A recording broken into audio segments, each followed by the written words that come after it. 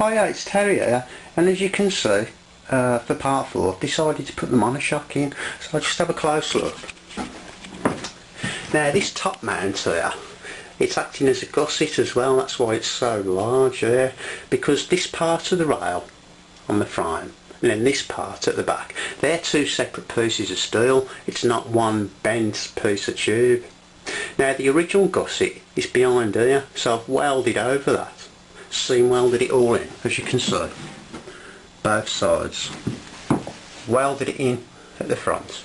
And the other thing I'm going to do, just under here, I'm going to weld a plate in here and seam weld it all the way around onto this back rail, so it's really braced up. Now the other thing I've got to do is put these plates in here, so once I've done that I can bring the gusset over to there as well, so that's really braced up, but it's strong enough now just to try it out. There's no problem there. Bottom one's all seam welded in and finished. And the other thing, as you can see, I've put the front end on. Now this is a standard Yamaha 350 front end and it's only temporary. Now the reason I've done this is because obviously now that front wheel is perfectly in line, because it's got the original spacers, original yokes. So what I can do now, I can line the back wheel up, make sure it's perfectly in line, lock it up, so when I do change the front I can line the front up then to the back, because I'll have to alter spacers and everything on the front because it's going to be completely different. So I've still got the struts to do, and I'll do that in the next film, and as well I'm going to put this toolbox in as well, because what that'll do, it'll take their eyes off this, so we'll be able to see the shape that I'm trying to create. So struts and toolbox in the next film, and we'll see how it is. Now the seat, you've noticed that's gone.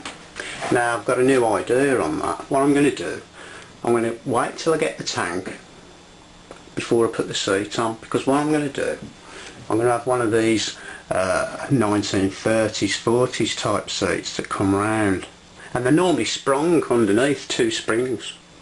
Now the front of the seat normally goes into the tank slightly because it's got a cutaway like that in the tank. So this bike then, it's going to have like fat bob tanks, but only small, 3 gallon, and we mount one half each side, so there's a gap down the middle, so then I can weld a piece of steel in and keeping that U shape there for the seat just to go in the middle of the tank. Then also I'll be able to leave a gap halfway up, because what I want to do, I want to mount the ignition and also a little voltmeter in like an oval shaped dash. Now that's what some of the older Jawas had, so I want to replicate that, so it's fat bobs and the seat, and I'll do those together. Right, but for now, like I said, it is strong enough to try it out, so I'll put the camera on a tripod and I'll sit on it the best way I can and we'll try it out. Right, I'll catch you in a bit.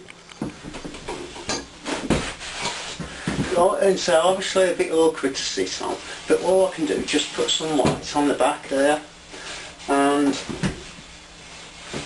oh yeah, that feels alright.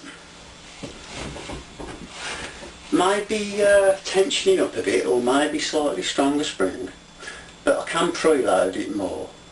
But actually, it don't feel too bad. But once the weight's on and everything, the engine, tank and the rack and all that, it might need tensioning up a little bit. But the shock actually feels alright. It's quite good damping. Right, I'll leave it at that for now then. And we'll get on to these struts and the toolbox. Right, and so the shock absorber seems to work pretty fine. Now the other thing I want to let you know as well is, because I haven't got an engine yet, what I'm having to do is base it around a Yamaha 350 638 engine, you know, for all my clearances.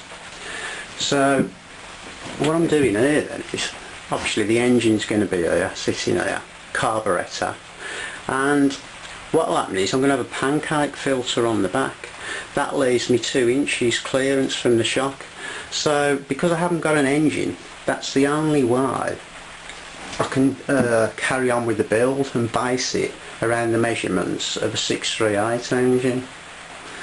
Right, so I'm going to leave it for there now, and I'm looking forward to doing these toolboxes and the struts now.